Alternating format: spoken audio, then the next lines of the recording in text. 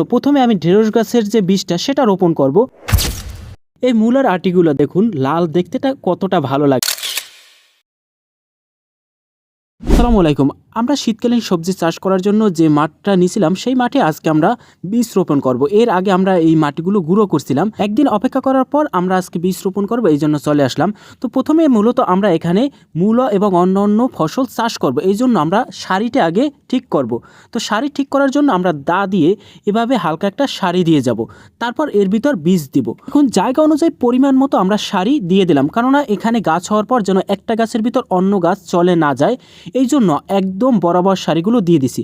এবং যখন গাছগুলো হবে তখন এই সারির জন্য গাছগুলো দেখতেও ভালো লাগবে। তো এখানে রোপণ করার জন্য আমরা ধনিয়া বীজ নিলাম, এছাড়াও আমরা পালং শাকের বীজ নিয়েছি এবং ভিতরে যে রোপণ করার জন্য আমরা নিয়েছি মূলা। এগুলো প্রত্যেকটাই কিন্তু শীতকালীন ফসল।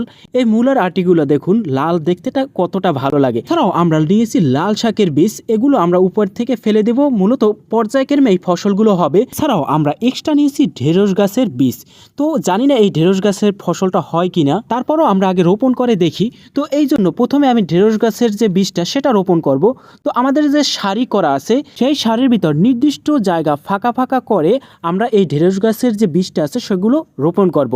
এছাড়াও এই ফাঁকা জায়গায় আমরা মূলা রোপণ করব। মূলত এখানে যে মাঝখানের যে জায়গাগুলো আমরা ফাঁকা এবং সারি করছিলাম, এই সারির ভিতরে আমরা প্রথমে পরিমাণ মতো ঢেঁড়স গাছ এবং মূলা গাছ একই সাথে রোপণ করব। তো মূলা যদি খাওয়া শেষ হয়ে যায় তো মূলার পর কিন্তু ঢেঁড়স গাছগুলো বড় হবে এবং আমরা ঢেঁড়স গাছের যে ফসল সেটা আমরা খেতে পারবো। এবং চারপাশে আমরা দিয়ে দেব পালং শাকের বীজ, মানে মাঝখানে ঢেঁড়স এবং মূলা হবে এবং চারপাশে হবে পালং শাক। তো পর্যায়ক্রমে আমরা শাকও খেতে পারবো, মূলাও খেতে পারবো এবং সর্বশেষে কিন্তু ঢেঁড়স গাছ বড় হবে এবং ঢেঁড়স হবে, সেগুলো আমরা সবজি আকারে খেতে পারবো। তো আমাদের যে টার্গেটটা সেই টার্গেট অনুযায়ী কিন্তু প্রত্যেকটা বীজ ফালাবো।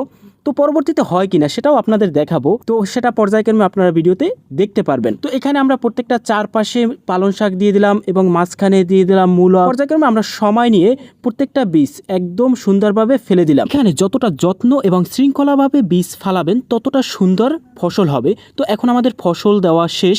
এখন মাঝখানের সারির ভিতর যে বীজগুলো আমরা ফেলছিলাম সেই বীজগুলো আমরা ঢেকে দেব, কেননা এখানে শিশির লাগার কারণে এই বীজগুলো নষ্ট হয়ে যেতে পারে। তো আমরা মাটিটা গুঁড়ি করে করে এই যে ফাঁকা জায়গাগুলো, যে জায়গাগুলোয় বীজ ফেলছিলাম সেই জায়গাটা ভরাট করে দেব। হাত দিয়ে দুই পাশ থেকে মাটিগুলো গুঁড়ো করে করে আমরা এই বীজের উপর দিয়ে দেব, যেন বীজ হওয়ার পর এই মাটি ঠেলে যেন খুব সহজেই উঠতে পারে।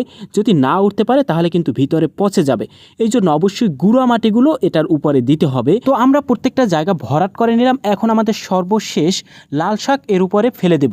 যদি লাল শাক এর উপরে ফেলে দেই তাহলে কিন্তু প্রথমে লাল শাকের গাছগুলোই আগে হবে, আমরা লাল শাকই আগে খেতে পারবো। তো এখন আমরা খুব সুন্দরভাবে একদম চারপাশে লাল শাকের বীজগুলো ছিটিয়ে ছিটিয়ে দিব।